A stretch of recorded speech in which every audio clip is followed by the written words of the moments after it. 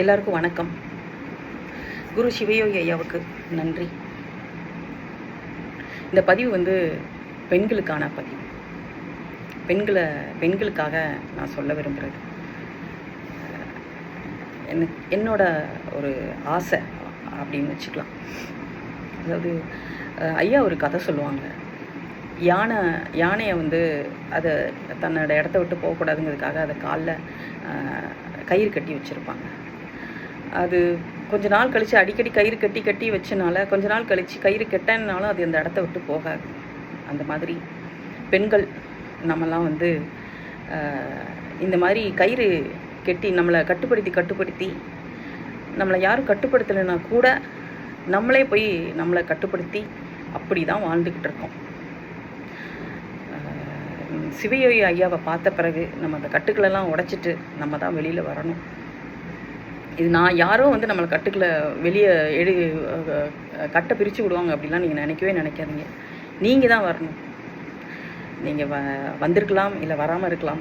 எதுவாக இருந்தாலும் அது போதாது. இன்னும் நீங்கள் கொண்டாட்டமாக வாழ வேண்டியவங்க இந்த சமுதாயத்தில். அதாவது எப்படி இருக்குது அப்படின்னா, ஐயா சொல்கிறதுன்னு தான் சொல்கிறேன். அதை வச்சு நானும் அந்த இதில் பாதிக்கப்பட்டிருக்கேன். நான் இன்வால்வும் ஆகியிருக்கேன். அதை இன்வால்வ் அதாவது எனக்கும் நடந்திருக்கு. நானுமே அது அந்த நடந்ததுக்கான கருவியாகவும் நான் இருந்திருக்கேன். அப்படி தான் அதை சொல்லணும். ஏன்னா இப்போ மாமியார் நம்மளை கட்டுப்படுத்துகிறாங்க, இல்லை ஆண்கள் சமூகம் நம்மளை கட்டுப்படுத்துது அப்படிலாம் நம்ம நினச்சிட்டு அதுக்குள்ளேருந்து வெளியே வராமல் இருந்த ஒரு பக்கம் கூட நானும் அதே சூழலுக்கு நானும் தள்ளப்பட்டிருக்கேன். நான் செஞ்சுருக்கேன். அப்படி தான் அதை நான் சொல்லணும். நான் ஐயாவை பார்த்த ஐயாவோட வீடியோ கேட்ட பிறகு தான் நான் கொஞ்சம் லேட்டாக இருந்திருக்கலாம். ஆனாலும் யான் பெற்ற இன்பம் பெருக வையகம் அப்படின்னு சொல்லி தான் ஐயா வாழ்ந்துக்கிட்டு இருக்காங்க. அதே மாதிரி யான் பெற்ற துன்பம் என்னோடு போகட்டும் அப்படின்னு தான் ஐயா வாழ்ந்துட்டுருக்காங்க. அதையும் நான் கண்ணெதிர பார்க்குறேன். அதனால் நம்மளை கட்டுப்படுத்தினாங்க, இல்லை யாரோ பண்ணினா கூட நம்ம அது இன்னோட போய் நம்ம அதை வெளியில் நம்ம அடுத்தவங்களுக்கு நம்ம கை கொடுக்கலாம். அடுத்தவங்களும் அதை மீறி சிவயோகி வீடியோவை பாருங்கள்.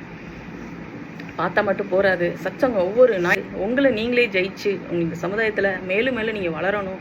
உங்களோட வளர்ச்சியை பார்க்குறதுக்கு நாங்கள் ஆவலோடு இருக்கிறோம். நன்றி, வணக்கம்.